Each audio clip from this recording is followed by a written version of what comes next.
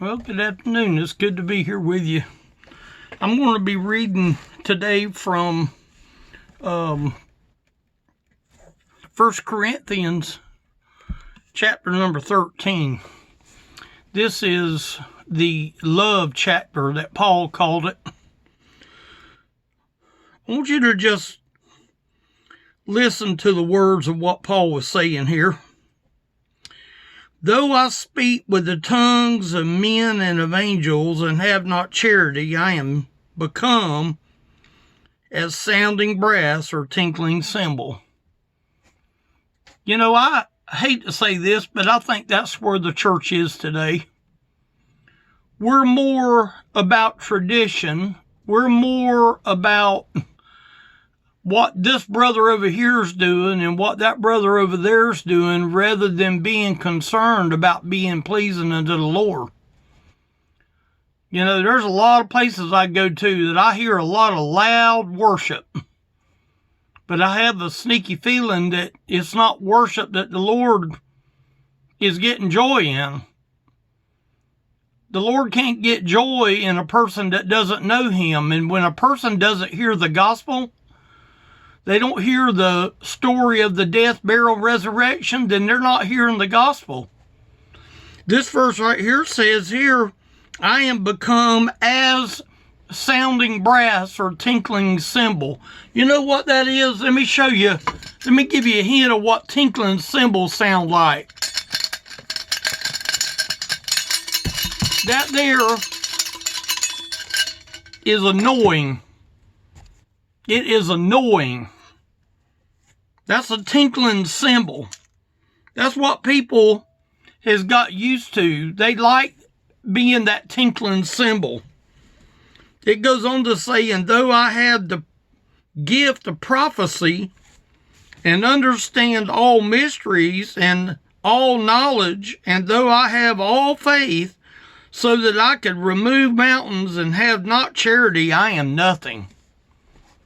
And there's a lot of people that's making claims that they can do all this stuff here. I can have the gift of prophecy. Yeah, it might be your prophecy. It won't be the Lord's prophecy. And understand all mysteries. Yeah, you might understand a few of the mysteries, but it won't be the mysteries of God. And then it says, and all knowledge. How many people's only got part knowledge? And though I have all faith so that I could remove mountains, you know, there's a lot of mountains that are still around that maybe the Lord might want to be removed, but we're content in being a tinkling cymbal.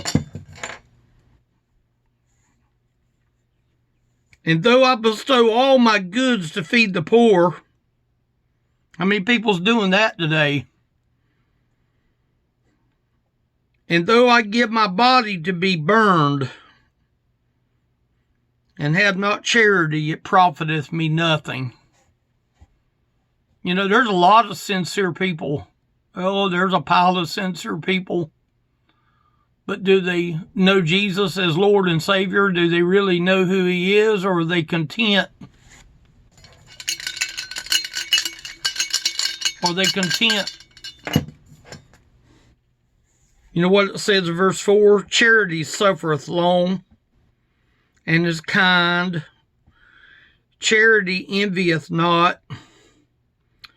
Charity vaunteth not itself. It's not puffed up. You know, it gets quiet when the Lord begins to start speaking to someone, and when the Lord starts really showing up.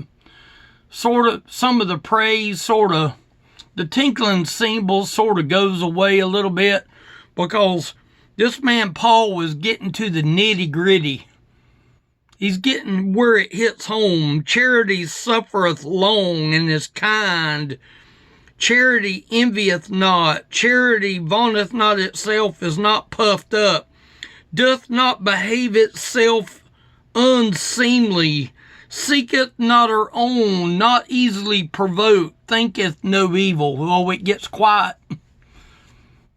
You get into a church service and you start getting into where God starts looking deep down in the heart.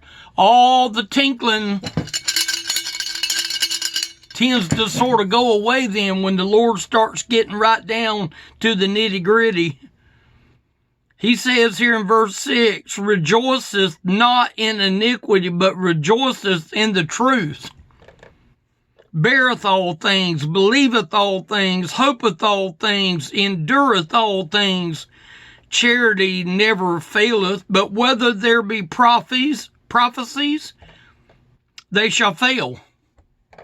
See, all the prophesying that was done up here, I could bestow and I could do all these prophecies up here that I just read about, but then it says right here, charity never faileth.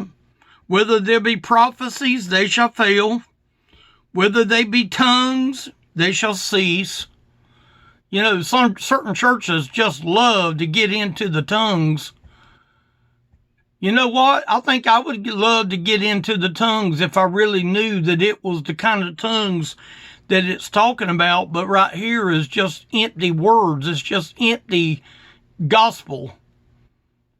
It's a gospel with no power to a lot of people. There's no power in it. It says, whether there be tongues, they shall cease. Whether there be knowledge, it shall vanish away. For we know in part, and we prophesy in part. There's a lot of people that know how to serve God in part. But when that which is perfect is come, which is Jesus Christ, then that which is in part shall be done away. When Jesus comes, all of the stuff that was religion is all going to go by the wayside. When I was a child, I spake as a child. This is Paul saying this now. I understood as a child, I thought as a child, but when I became a man, I put away childish things. And you know what? I think a lot of us are just content with the childish things of religion. We just want religion. Because nobody's going to say nothing. Nobody's going to point us out to somebody. For now we see through a glass darkly, but then face to face. See, the glass darkly is all around us. But what he's saying right here is, but then face to face with Jesus. Do you think that Jesus is going to tolerate nonsense? Now, you know, he'll tolerate our nonsense down here for a while. But how many people is in religion that don't know Jesus than the man in the moon? But yet they love the shouting and dancing and hollering and carrying on. But they don't know Jesus. For now we see through a glass darkly, but then face to face. Now I know in part, but then shall I know, even as also I am known. How about the one that knows you better than you know yourself? Do you think he knows you? Oh, I think he definitely knows. He knows if our religion is what we love more than we love him. I believe he sees if we really love him more than we love him. And now abideth faith, hope, and charity, these three. But the greatest of these is charity. So let me tell you, are you content? Are you content in just being the noise? Are you content with that? See, Jesus looks at the crevice. He looks at the gouge. He looks at the empty spot. He looks at where the corruption is. Oh, he does see corruption. And then he also knows who it is that is his child. And today, if you don't know him, you need to know him. Because religion ain't going to do it. Religion, Satan don't mind religion. He don't mind getting close around the fire a little bit. He don't really mind that.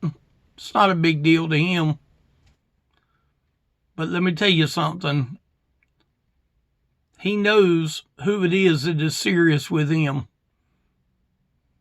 Thank y'all for listening.